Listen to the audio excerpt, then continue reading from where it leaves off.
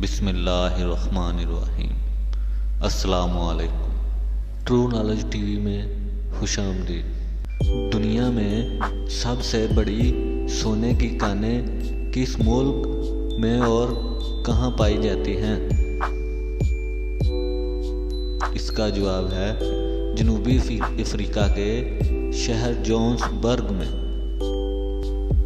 वो कौन सा मुल्क है जहां पर सबसे पहले नोटों का आगाज हुआ?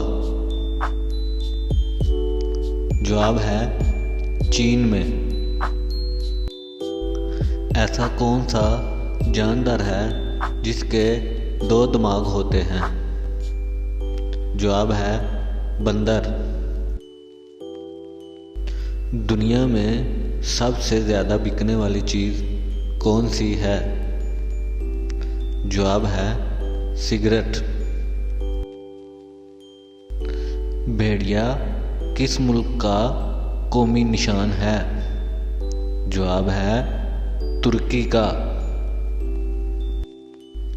वो कौन सा दुनिया का ऐसा मुल्क है जहां पर मर्द और औरत पढ़े लिखे हैं?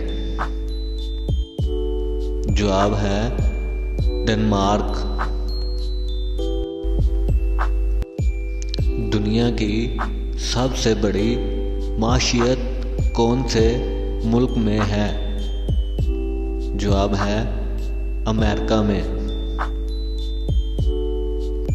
वो कौन सा ऐसा दरख्त है जिसका तना बहुत मोटा भी हो सकता है मगर इसमें लकड़ी नहीं होती?